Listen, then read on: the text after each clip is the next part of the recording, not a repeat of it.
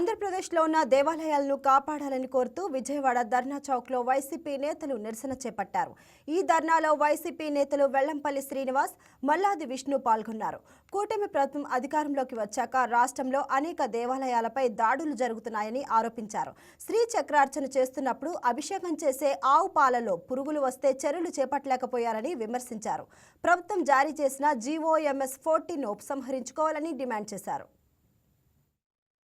ఏర్పడ్డాక హిందూ దేవాలయాల మీద, హిందూ భక్తుల మీద, హిందూ దేవతామూర్తుల మీద దాడులు విపరీతంగా జరుగుతున్నాయి. దేవాలయాల పరిరక్షణలో కానివ్వండి, భక్తుల యొక్క సౌకర్యాల్లో కానివ్వండి, ఈ కూటమి ప్రభుత్వం పూర్తిగా కూడా విఫలమైపోయింది. దానికి ఉదాహరణలకి అనేక ఉదాహరణలు. ఈ ప్రభుత్వం ఏర్పడ్డాక ఎన్నడూ లేని విధంగా తిరుమల తిరుపతి దేవస్థానం వైకుంఠ ముక్కోటి ఏకాదశి నాడు 6 భక్తుల్ని పొట్టను పెట్టుకున్న ఘనత ఈ కూటమి ప్రభుత్వానికి దక్కింది. అదేవిధంగా సింహాచలంలో చందనోత్సవానికి సుమారుగా 6 పైన పొట్టను పెట్టుకున్న ఘనత కూడా ఈ కూటమి ప్రభుత్వందే.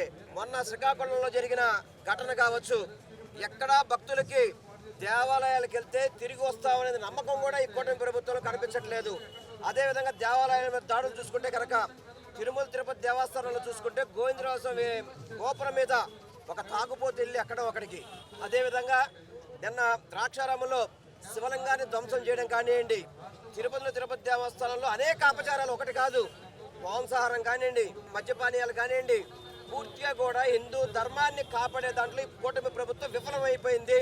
గత 20 మాసాలుగా ఆంధ్రప్రదేశ్లో ఈ ప్రభుత్వం ఏర్పడ్డాక జరుగుతున్నటువంటి దేవాలయ వ్యవస్థ మీద దాడులు కానీ, భక్తుల యొక్క ప్రాణాలు కోల్పోవడం కానీ అనేక అపచారాలు జరుగుతూ ఉన్నాయి. వైకుంఠ ఏకాదశి రోజున ఈ భూమండలంలోనే అత్యంత విశిష్టత కలిగినటువంటి ద్రాక్షారామంలో కపాలేశ్వర స్వామి శివలింగాన్ని అక్కడ ఉన్నటువంటి తెలుగుదేశానికి సంబంధించినటువంటి ఒక లీడర్ యొక్క తమ్ముడు దాన్ని ధ్వంసం చేయడం ఒక ఎత్తు అయితే, ఆ ధ్వంసం చేసినటువంటి శివలింగాన్ని సూర్యాస్తమయం అయిన తర్వాత కనీసం అక్కడ ఉన్నటువంటి అర్చక స్వాముల యొక్క సలహా కూడా తీసుకోకుండా ఆగమేఘాల మీద ఏదో ఒక గోడ కట్టినట్టుగా శివలింగాన్ని ప్రతిష్ఠించడం చాలా దుర్మార్గమైనటువంటి చర్య, చాలా అపచారం. దాన్ని వైఎస్ఆర్ కాంగ్రెస్ పార్టీ కానీ, హిందూ సంఘాలుగా కానీ మేమందరం కూడా తీవ్రంగా ఖండిస్తూ ఉన్నాం.